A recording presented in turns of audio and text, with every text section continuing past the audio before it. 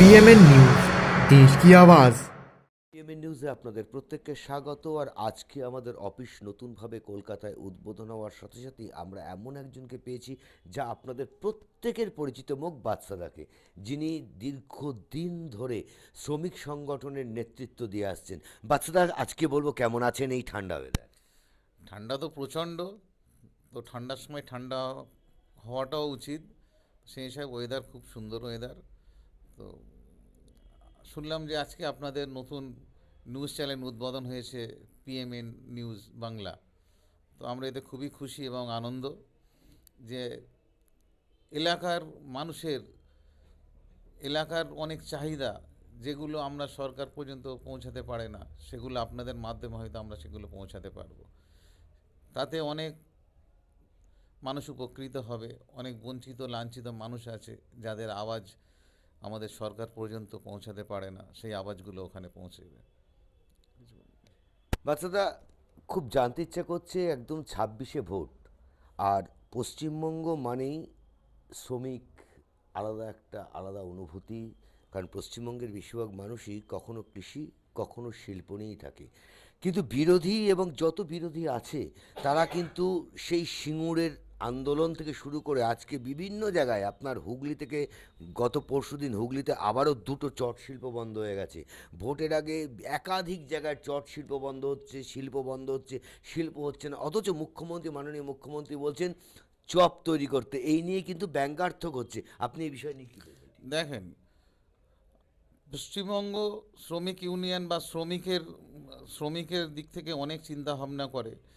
100 দিনের কাজের ক্ষেত্রে পশ্চিমবঙ্গ অন্যান্য রাজ্যের তুলনায় অনেক এগিয়ে। আমাদের কেন্দ্রীয় সরকার 100 দিনের টাকা আমাদের পশ্চিমবাংলার মুখ্যমন্ত্রী তথা মমতা বন্দ্যোপাধ্যায়কে ঠিকমতো বুঝিয়ে দিচ্ছে না। তারপরেও কিন্তু নিজের সরকারি তহবিল থেকে মানুষের সেই টাকা কিন্তু পূর্ণ করে দিচ্ছে।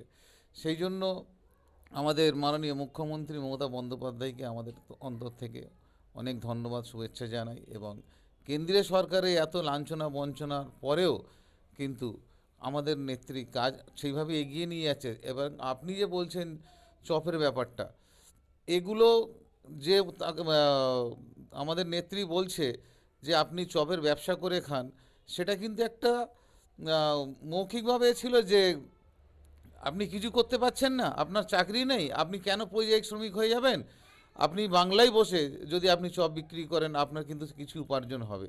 আপনার আপনার আপনার আপনার কথাতেই আসি। আপনি যখন বলছেন এটা যখন ব্যঙ্গ নয়, আজকে দেশের যারা সরকারি শ্রমিক, রাজ্য সরকারের শ্রমিক, তারা ডিএ পাচ্ছে না। 2% ডিএ পেয়েছে, তাদের প্রাপ্য হকের টাকা, সেই ডিএটা এখনো পর্যন্ত তারা কিন্তু পাচ্ছে না।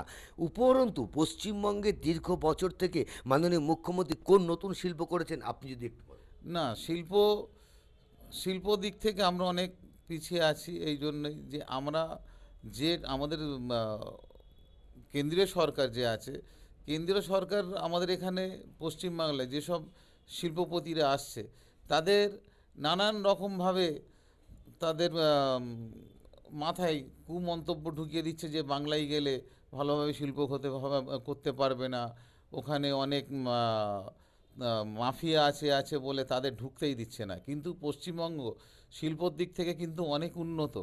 রিসেন্টলি যখন দেখি কেন্দ্রে বিজেপি সরকার আসে, তারপর থেকেই কিন্তু আমাদের পশ্চিমবাংলার অবস্থাটা এটাই হয়।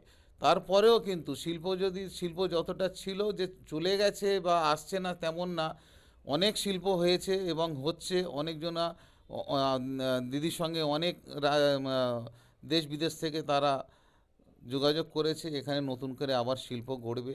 আশা রাখছি আমরা যে আবার পশ্চিমবাংলায় শিল্প ঢুকবে এবং শিল্প হবে। আপনারা বারবার সব কিছুতে কেন্দ্র সরকারের দিকে যখন আঙুল তুলছেন, তখন বিরোধী রাজ্যের যে অন্যান্য দলগুলো আছে, বিজেপি এবং তৃণমূল ছাড়া, কেন্দ্র এবং রাজ্য ছাড়া যে দলগুলো আছে, সেই দলগুলো বলছে মুখ্যমন্ত্রী মমতা বন্দ্যোপাধ্যায়ের সঙ্গে কেন্দ্র সরকারের একটা বিরাট সেটিং বা আন্ডারস্ট্যান্ডিং চলছে। কারণ মুখ্যমন্ত্রী মমতা বন্দ্যোপাধ্যায় প্রথমে 26-এর ভোটের আগে বলেছিলেন তিনি সিএ করতে দেবেন না, তিনি আপনার ওয়াকআপ বিল আনতে দেবেন না, তিনি বলেছিলেন এনআরসি করতে দেবেন না। কিন্তু পরবর্তীকালে পশ্চিমবঙ্গে দেখা যাচ্ছে 26-এর ভোটের আগে এক এক করে সবই চলে এসছে। আমাদের ক্যামেরার সামনে আইএসএফের নেতৃত্ব, যিনি বিধায়ক নওশাদ সিদ্দিকী বলেছেন, তিনি আমাদের ক্যামেরার সামনে অন ক্যামেরায় তিনি বলেছেন সমস্ত কিছুই কেন্দ্র সরকার এবং রাজ্য সরকারের গটাপ সব কিছু। আপনি এই বিষয়টা নিয়ে ঠিক কী ভাবছেন? দেখেন, বিরোধীরা বলবে, বিরোধীর কাজ হচ্ছে বলা। বিরোধীরা কর্মে তো কিছু করতে পারবে না। তারা কিভাবে আমাদের নেতা নেত্রীকে, কিভাবে আমাদের মুখ্যমন্ত্রীকে মানুষের সামনে হেয় করা যায়, সেইগুলোর জন্য তারা এগিয়ে আছে। কিন্তু তারা কই এই প্রতিবাদটা করে না তো, যে 100 দিনের টাকা থেকে আমরা যে বঞ্চিত হয়ে আছি। পশ্চিমবাংলার যারা 100 দিনের কাজ করেছে, তারা 100 দিনের টাকাগুলো এখনও কেন্দ্রীয় সরকার বুঝিয়ে দিচ্ছে না।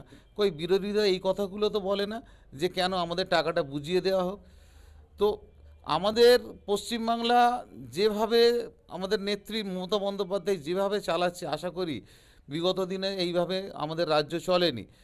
আর দ্বিতীয়ত, এই যে যাদের কথা বলছেন, যে যারা আওয়াজ তুলছে ছোটোখাটো দলগুলো, তারা তো কর্মে এখনও পর্যন্ত, আপনি বলুন নওশাদ সিদ্দিকী কী করেছে বা কী করতে পারবে? ওরাই আজকে কি করছে না, বিজেপির সঙ্গে ভেতরে ভেতরে তলানিতে হাত মিলিয়ে কিভাবে কলঙ্কিত করা যায় আমাদের তৃণমূল দলটাকে এবং মমতা বন্দ্যোপাধ্যায়কে, সেই দিকে সবসময় এগিয়ে আছে।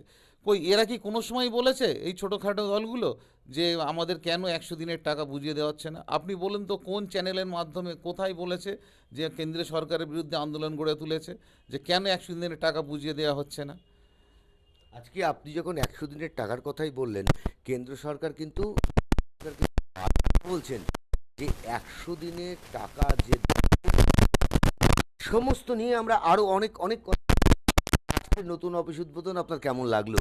হ্যাঁ, উদ্বোধন খুবই ভালো লেগেছে। আমরা চেয়েছিলাম যে লোকালে একটা পিএমএন নিউজ বাংলা এখানে একটা অফিস করুক। এই অফিসটা পেয়ে আমরা খুবই আনন্দিত, খুবই খুশি। কারণ এলাকার মানুষের কথা এরা তুলে ধরতে পারবে। এবং আমরা এতটুকু আশা করি যত আপনাদের কর্ণধার আছে তানার কাছে এবং আপনারা যারা যারা নিউজ চ্যানেলের প্রতিনিধি আছে সবার কাছে আমরা এতটুকু, যে আপনারা আশা করি সঠিক খবরটা মানুষের কাছে পৌঁছাবেন এবং সঠিক বার্তাটা মানুষের কাছে দেবেন। আমরা কেন্দ্র থেকে রাজ্য, সাগর থেকে পাহাড়, সমস্ত রকম সমস্ত কথাবার্তা নেই আপনাদের সামনে বারবারই আসবো। একাধিক নেতৃত্ব আমাদের সঙ্গে থাকবেন এবং তাদের সঙ্গে আমরা একেবারে খোলামেলাভাবে কথা বলবো।